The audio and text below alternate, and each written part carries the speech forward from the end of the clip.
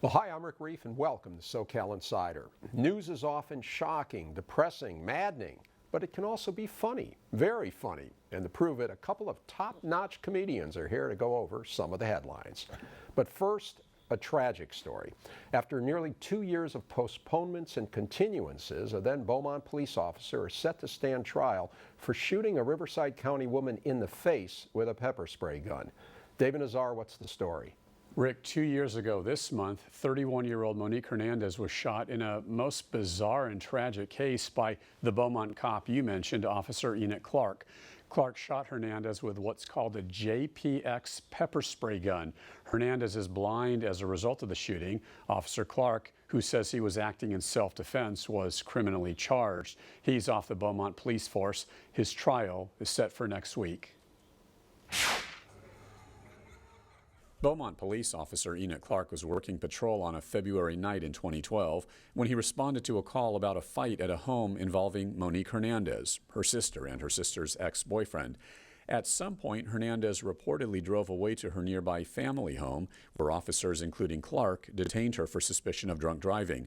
While conducting that DUI investigation, there was some sort of exchange between Officer Clark and Hernandez. According to the Riverside grand jury transcript, Officer Clark used his less-than-lethal JPX device issued by his department on Hernandez. The device uses a wafer of gunpowder to propel a stream of pepper spray at a speed of about 400 miles an hour. Cops are instructed to use the gun between roughly 6 and 16 feet away. It was determined by the grand jury, who viewed the cop car video from that night, that Officer Clark fired the JPX at Hernandez's face at near point-blank range, blinding her. The Riverside District Attorney's Office says it's unusual for prosecutory agencies such as themselves to indict a cop for something they do on duty. However, in this case, the DA's office says based on Hernandez's testimony, witness testimony, and the police dashboard video, there was enough evidence to indict Officer Clark and proceed with a criminal case against him. Clark is facing 4 counts, including assault with a less-than-lethal weapon and use of force causing serious bodily injury. Monique Hernandez has a DUI conviction from 2006. This case is finally set to be heard this week, although that date could change again. And that is just the criminal part of it. Monique Hernandez, represented by Rodney King attorney Milton Grimes, also has a civil suit in the works. Now, that suit, for an undisclosed amount of money, names the city of Beaumont, its police chief Frank Coe, Officer Enoch Clark, and another officer who was out there with Clark the night of the incident. Rick, the civil trial is expected to be heard the end of this year, maybe the beginning of next year. Grimes says he wanted to reach a settlement. The defense does not want to. Yeah, well, I get a feeling this is a case that nobody really wants to deal with right now. You know, the Rodney King case, the famous Rodney King case, took about a year from the time of the incident to the time of the jury, a jury verdict in Simi Valley. The Rodney King case that we just had in Fullerton, the homeless man beaten to death, 2 cops acquitted, that case took about a year and a half. This one's now going on 2 years and running. David, why is this case dragged on so long? Look, the Riverside DA's office says there's just a huge backlog of cases. I mean, something like 50,000 cases there are filed annually, and there really aren't even enough judges in Riverside County to hear a majority of any of these cases, be it misdemeanors or felonies. Now, Rick, add to that, Officer Clark's original defense attorney went on a lengthy maternity leave, and then a new attorney was assigned to Clark. Of course, the defense position is going to remain the same. Then there were multiple pretrial motions and postponements for a variety of other reasons. And, well, there you have it. Some say a lot of posturing. Now, Grimes says it seemed the defense was prolonging the case because it simply wasn't ready to defend the cop. You know, a lot of those explanations sound like excuses to me, David. This is not one of 50,000 cases backlogged in court. This is a cop who's been charged with something he did on duty. Contrast that with the Kelly Thomas case where you had the DA holding press conferences talking about it. Here, very little being said. And you know how these cases go. You get into the trial, there's a video, can't wait to see the video and if it's there and what it shows. But, you know, I can almost hear the defense lawyer for the cop right now saying that if Monique Hernandez had simply listened to the cop and done everything he said, none of this would have happened. Well, sounds easier than it is. I mean, obviously, neither of us nor anyone else was there, so it's obviously tough to pontificate on what's going on there. However, with that said, we've kind of seen this before. Let's face it, cops are charged, and oftentimes juries give officers the benefit of the doubt.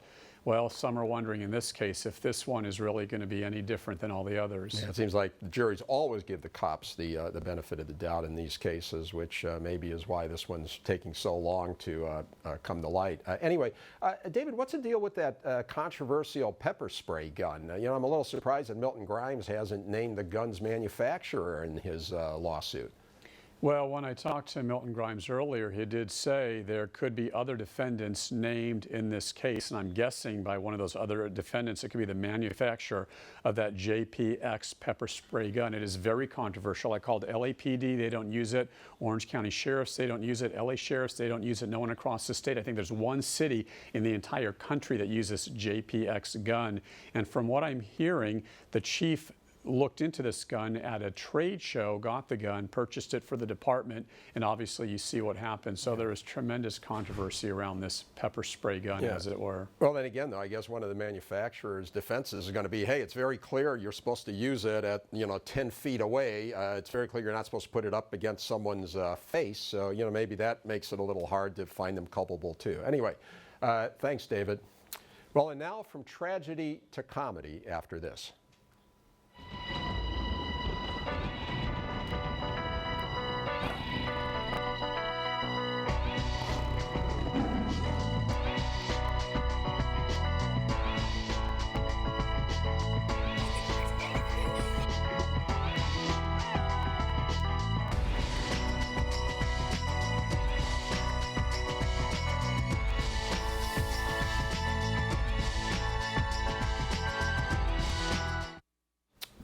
And now, if they can't make sense of the news, they'll at least make fun of it. Joining me, LA-based comedians Ben Gleib and Steve Hofstetter. Welcome back, gentlemen. Thanks for having us. Well, Ben, same time. In unison. Weird. Weird. Very weird. Yep. We said the same great things. timing. Your timing is good. Yeah, Okay, it's perfect. We're going to speak in unison the whole time. Except for that line right there. Right. And also, this one. right, true. This Yeah. one is also off Off time. I can't. I tried. beat. Damn. good. Let's go. Yeah, let's do it. Ben, CVS, the biggest drugstore chain in the country, has decided that we're supposed to stop people from dying, not help them to die. So they are going to ban, beginning in October, all tobacco products. It's true. I think it's a good move. I think it's rare in this day and age to have a big corporation that is actually going to voluntarily suffer a loss of profits. They're going to lose $2 billion a year in profits to make this moral stand and continue to only sell alcohol, which kills a lot of people also. So should they think they will, so why don't they ban the alcohol too? Better Good lobbyists. question. Better lobbyists. Yeah. Yeah. Alcohol's tastier. It's another reason. Comes in a bigger carton, maybe. Exactly Could be. right. Yeah. You can't fly with it, so they're not worried about that. It's too much liquid. Steve, I'm wondering though, does this really, is this really bad for business? Isn't this nowadays, I mean, who's for cigarettes anymore? Isn't it, you come out and people will applaud you for it? I want to know where their employees are going to buy their cigarettes, because I'd imagine that's probably a big portion of who buys CVS cigarettes. Yeah, now their smoke breaks are who going to have work to be there. flu shot breaks or something, and that's Yeah. not fun for anybody. But it's people only who are $20 still pro cigarettes are Walgreens and whatever the other. They're still very pro Rite Aid? people getting Yeah. cancer from cigarettes. Rite Aid is the Well, other. does this put pressure on Rite Aid and Walgreens to give up cigarettes? I think it puts pressure on them to have better sales on cigarettes. True. Probably. To True. stock more cigarettes. Do True. you think It's we like- might see, will CVS have a discount closing sale on cigarettes, come, clearing the shelves? They probably will. Your last chance to smoke it up here at our CVS stores. Get a wellness shot, get a Green Boost smoothie, get some Scope for your post-cigarette breath, get a carton before it's too late. That was Many all- more ways than one. All on the same poster, which is incredibly It's a difficult huge to put on poster. one poster. It's a very large poster. Let me ask you, do either of you gentlemen smoke, and do comedians in general smoke more or less than other people? I don't smoke. I don't know if comedians smoke more or less. They drink more, I think. They complain more, have more self-doubt, die earlier. But I don't think smoking specifically. No, I also do not smoke tobacco. I won't touch it unless I'm drunk. Because that'll kill you. Yeah, Well, but look, that's becoming illegal. I think Leno actually had a really good joke in his last episode where he said, when I started this show, you could smoke any cigarettes anywhere you wanted, and weed was illegal. Now it's the opposite. Yes, and speaking of which, let's talk about the Super Bowl, because there was a little, you saw a storyline here about weed in the Super Bowl. Well, yeah, it was very interesting that both teams that competed in the Super Bowl are from weed-legal states, Washington and Colorado. And it was a very unfocused, boring Super Bowl. A good chance Peyton Manning was stoned during it. I mean, he did not seem like the top of his game. Well, I think that it's a matter of time before, now that it's legal, it's a matter of time before Peyton Manning does a commercial for it, because he does a commercial for everything that's legal. Yeah. And So- I just can't wait until we start having weed commercials during the Super Bowl, until they're selling weed at CVS in place, because it's actually a medicine, right? There's no positive health benefits of tobacco, but people truly use weed for medicine. I know that I use it for everything that I pretend I'm sick with, and I find it to be very helpful. I actually had quit weed for the last 6 months and started to feel like I was behind the times. It's all of a sudden it's this big renaissance of weed across the country, and I was like, oh, the renaissance is happening in my backyard? I'm not interested in arts or culture. No thanks. So it was like a hipster of like, oh, that weed was cool before everybody else discovered it. Yeah, but now I'm back because I figured, look, I need medicine as much as the next sick individual. You know what I mean? I think Sick Individual, by the way, should be the name of your next album. It's not a bad idea. I would like to see Peyton Manning's commercial for weed, because all he could just say is, did you see my performance in the last Super Bowl? Weed's great. Would have been funnier if you were stoned watching it. Yeah. There's a lot of options. There was some talk that he had a hand injury. Might he have been taking weed to, because of the pain? It's very possible. Yeah, his hand injury was that he couldn't throw. That was, I think, the problem. It was a mental hand injury. All the people who bet on the Broncos now have to take weed for depression. This I'd is true. assume, I also, medicinally. here's a question I have about the Super Bowl, okay? Halftime show, Bruno Mars, beautiful performance. Red Hot Chili Peppers come out shirtless. Everybody loves it. Nobody's up in arms. You're allowed to see 4 man nipples. But Janet Jackson shows her nipple covered by a pasty. Not even an exposed nipple, and it's the biggest outrage. What is the issue? The Not fatty just- tissue behind it? What is the exact problem? Not just for man nipples, but for aging man nipples. Aging man Also. nipples, which were honestly, I mean, they're in pretty good shape, but they're droopier than the average nipple. Yes. Sure. It looked probably more Jackson-esque. More Who breasticular. would not prefer to see Janet Jackson's breast? And gentlemen, Of the you options. are taking public television to the limit right No, this now. is a legitimate. This is a legitimate question about gender equality. I truly believe that. Why can't a woman? Every single human baby is reared on breast milk, yet all of a sudden it's this taboo. You can see people killed. You can see a commercial where a dog is in love with a horse. You can see all this weird stuff. And without weed, none of these thoughts would have been possible. Very true. But suddenly you can see you can't see a pasty covered nipple. I just think it's honestly, women's lib hasn't come far enough. I was more upset by that dog horse commercial, by the way. I was very upset by that commercial. Not just the whole, interspecies love thing. That was was a bit the weird. Budweiser. The Budweiser commercial. I was watching that, and all these people were like, oh, that's so wonderful, and animal rights, and it's so great. Watching this, that's a puppy mill. There's no two ways about it. That's a puppy mill. There's, responsible breeder. With what, like 30 different dogs? Like, that was a puppy mill. That would, I was upset. And then the commercial after it, there was some kid riding on a dog. Yeah, Dogs took a hit. And these bully horses right here hijacking this car, commandeering vehicles.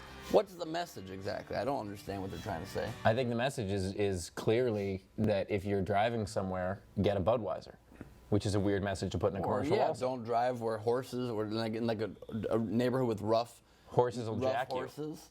Yeah. You don't want to be in in a tough inner city horse-riddled neighborhood. Are they, what color? Were they blue or red? I I think didn't there see. was a Red, mixture. because Budweiser. Those were Budweiser's blood colors horses. are red. That's true. Those That's true. were. Also, is it a little bit weird that our politics, Republicans are red, Democrats are blue, the exact colors of Bloods and Crips? Is that not a little bit indicative of the polarization of our You're politics? reading a lot into a weed. commercial that most people just love because they felt it was a cuddly commercial. You That had a is dog our and a job. horse, buddies. All right. Yes. Okay, well, since it's your job, let's analyze a couple of other commercials that ran in the Super Bowl. One is and this is all for people of a certain age like us, the Seinfeld commercial. Ben, what'd you think First of of that all, commercial? did you just put us in the same age bracket? That's nice for you to I'm do that. elevating you a little Thank you to so my much. age. Yes, I'm older than you guys. The Seinfeld commercial, I don't know. It was nice to see those guys back together again. I felt like they didn't quite have the comedic magic of the original days. The thing I loved about it, though, as someone who went to school 2 blocks from that diner, they actually shot it inside the real diner. Oh, wow, okay. They shot it in Tom's, which is where the exterior is, Right. which was great because I can't tell you how many idiots came into that diner and said, "Oh, it looks just like the one on the set." I'm like, "No, on the outside, it's a different thing, and you're completely wrong." It's a very small detail that you loved. Yeah. It was nice to see the boys My back together. picture's up again. in that diner. Is that right? Yeah, from college. So that one was I ate okay. there You give that was I liked okay. it. Look, All right. anytime Yeah. you get Seinfeld back doing stuff, I'm a fan of it. The reunion thing He is a saved my big life trend. once, so I'm a fan of that. He did? Seinfeld saved my life one time. Really? How did I was at the Improv and I heard he stopped by. He's never ever at the Improv, so I ran across the street because I had just sold a show to Fox at the time, and I wanted to tell him I've been listening to his audio commentaries and Seinfeld episodes, try to get inspired. And he's like, "Oh, thanks a lot, that's great." And I was like so excited. I was too worked up. And then when he wanted to get into his Porsche to leave, I just turned across back over Melrose without looking, and a car was speeding at like 50 miles an hour right there. And Seinfeld was like, "Look out!" Reaches and pulls me back as a car grazes my jacket. Absolutely would have hit me very hard if he didn't pull me back. Seinfeld is a lifesaver. So he Saved my literally saved literally saved my your life. So I think Now, might have criticized him. our friend, Yeah. But the thing our could have been friend, funnier. our friend David Nazar tells me there's a story between you and Kramer also. Oh, that is true. That is true, actually. I got into a fight at the Improv with Michael Richards one time. This is 6 months before he was outed as a crazy racist at the Laugh Factory. A cracist, if you will. A cracist, yeah. It's the crazens of racism. Yeah. And I got into a big fight. I was producing this show called Comedy Juice. It's the best brand of live comedy in LA for 10 years, 12 years now. Every Tuesday at the Irvine Improv and every Wednesday at the Hollywood Improv. Wait, when are the shows? Wednesdays at Hollywood Improv, Tuesday Irvine Improv, Just Thursday checking. Ice House Pasadena, and comedyjuice.com for tickets. And Michael Richards asked for a permanent spot performing every week on the show. The only problem was that he was not a very good comedian, and he hadn't been doing it in a long time. And then he asked me if we could promote him, if we could stop promoting his name, but just call him the mysterious name Zosa. So after one of his sets, he got off stage, I'm like, "Do you mind if I ask you a question? When you take up one of these spots, it doesn't go to like Sarah Silverman or Dane Cook or Chris Rock or Daniel Tosh, and you can't even promote your name?" And he goes, when I take up a spot, I've been doing comedy since you were this big." I'm like, "So what? So now we're doing comedy together. We're not peers? I can't ask you a question about a show you're on?" He flips, he's like, "Take my picture off the wall." 6 months later, they did indeed take his picture off the wall. For a slightly different reason. For a different reason. I was asked the next morning after my fight with him to go on Howard Stern and talk about this, and I refused to do it because I did not want to make my name trashing another comedian. And then 6 months later, he became a terrible racist, and then I'm okay not talking All right, about so it. now you're okay. A tracist. So now, I have to ask you, Steve. Yeah. Steve, what's now? Those are two pretty good. I also have a Michael Richards story. Oh, okay. Yeah. I have, although my favorite story actually is a Tosh story. Well, tell the Tosh story. I'll tell the Tosh story. Tosh is the comedian with that. Daniel Tosh. 0.0. After a show at the Hollywood Improv, I believe it was a Comedy Juice Wednesday show, Wednesday nights. 10 o'clock, comedyjuice.com. So after the show, this gorgeous woman comes over to us, and by us I mean Daniel Tosh while I'm standing next to him because it didn't matter that I was there. But she came over and just very flirty. Just kind of touched his arm and said, "Oh, you're so funny." And he just goes, "I'm famous, don't touch me," and walks away. And it was the greatest thing I've ever seen. Wow. It was. So he was putting her on, though. It was, no, he Is didn't he come like back. that? Is He he didn't come really back. like that? No, he was just, he chose the humor over Yes. it. Yeah. Which And is see, wow. what a comedian does. That's a true comedian. To be funny over the flirt, But more that's important. but that's the mark of whether you're a people person or not. It's if you come up to me after a show and you want to touch me and you're a beautiful woman, I'm not going to turn you down. I'm that kind of guy. I'm there for my fans who are beautiful women, predominantly. In fact, Ben is so there for them that if a beautiful woman comes up to me after a show, I say, "Go touch Ben." Yeah, Okay. I'm there. Right. All right. We want to do one more I'm the Super Bowl- scratching post Yes. of comedy. Right. Yeah. I almost hate to go back to the storyline because you guys are doing so well. But anyways, let's roll one more commercial, the Bob Dylan commercial on the Super Bowl. You guys, you've established you're too young to remember Bob Dylan, but he was of my generation. I do All know Bob Dylan. And here he's doing this Nothing's more American than America. Steve, what do you think? I was so impressed that Chevy was able to use, or Chrysler was able to use the buyout money for something as great as a Super Bowl commercial. Because if there's one thing that the United States government should pay for, it's Chrysler's Super Bowl ads. So good for them for not squandering that money at all. Did it seem genuine? Well, it did. I have enough respect for Bob Dylan's integrity to assume that he believed in the spot, but I just thought it was a little odd. The copy was a little aggressive because at the end, he was maybe a little bit too much shilling for the car company. When at the end, he's like, get your watches in Switzerland, get your beer in Germany. And it's like you just threw the American beer industry under the bus. There have been 40,000 commercials in the Super Bowl alone with horse, dog love, promoting beer. And he just said, screw those industries, just buy your cars here. I felt like that was a bit I also much. thought it was great Americana, but Chrysler is owned by Italians. An Also Italian true. company. Fiat bought it. Yeah. So I mean, how American? But so's a lot of New York. So also Right. owned by Italian. Yeah. No? Right. Well, I love that. We will make your car. I mean, as a Bob Dylan fan, that just grabbed me. It's beautiful. He doesn't I write thought- songs great anymore, but he does endorse products pretty So he's great. a singer now? I got to look this guy up. Okay. All right. Let's talk about one serious topic: Obamacare. Yes. Ben, Obamacare, Well, I think Obamacare, it's been- also known as the Affordable Care Act. Right, not by its opponents. Yeah, It's by called- its name. True, Also known by its actual name. I mean, I Yeah. think it's good that it's actually finally seems to be turning in Obama's favor. There have been many, there already been, I think, over 3 million people that have signed up directly through Obamacare, and another 4 or 5 million that have gained access through Medicaid expansions. It's hard now, the website's fixed, to criticize it. Republicans are trying very hard to find something wrong with it, but it's hard now. It's actually helping people. Well, I actually look forward to, when it's working and when it's helping people, the name being changed back to BoehnerCare or whatever they're going to name it then. Right. I mean, it also it's just pretty interesting because the CBO, the Congressional Budget Office, nonpartisan group, came out saying that Obamacare will in fact help reduce unemployment in the country. It will create net jobs. Yet it was spun the complete opposite, and it's supposed to be a job-killing bill.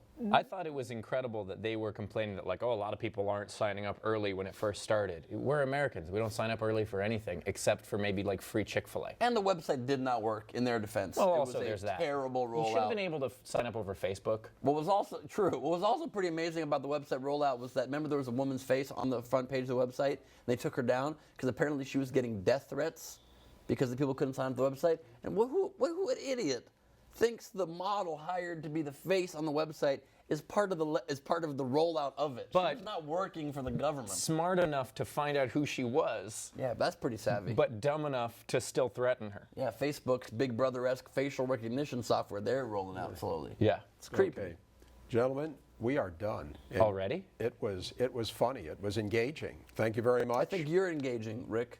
Yes, and you're funny.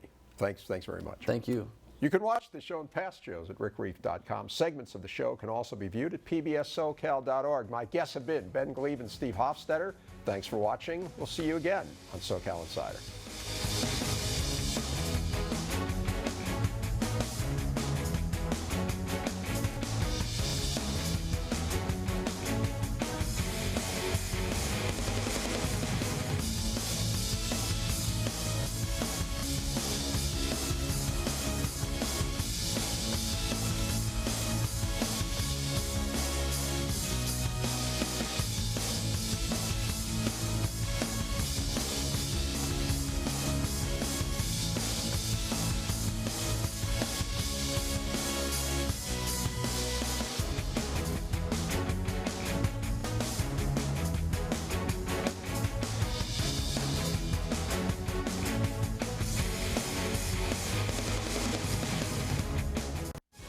SoCal Insider with Rick Reef is brought to you by the following.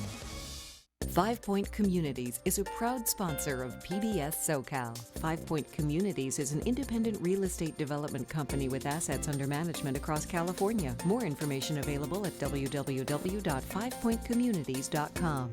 Snell & Wilmer is a full-service business law firm with more than 400 attorneys in Orange County, Los Angeles, and throughout the West. On the web at swlaw.com. Snell & Wilmer. Straight talk, sound counsel. Practical solutions. Relief Pod's latest generation of safety kits now go everywhere you go. Relief Pod's organized, color-coded, and compact safety kits keep first aid and emergency items accessible for a safe lifestyle every day. Relief Pod. Live ready. A healthy future for you, your family, and your business is why Memorial Care Health System transformed healthcare. Our hospitals, physicians, and outpatient centers keep patients healthy and care for them when they're not. Memorial Care, one healthcare system leading the way. Air pollution can make us sick. Asthma, permanent loss of lung function, even premature death. At UC Irvine, our research is leading to scientifically sound options for reducing pollution and protecting our health.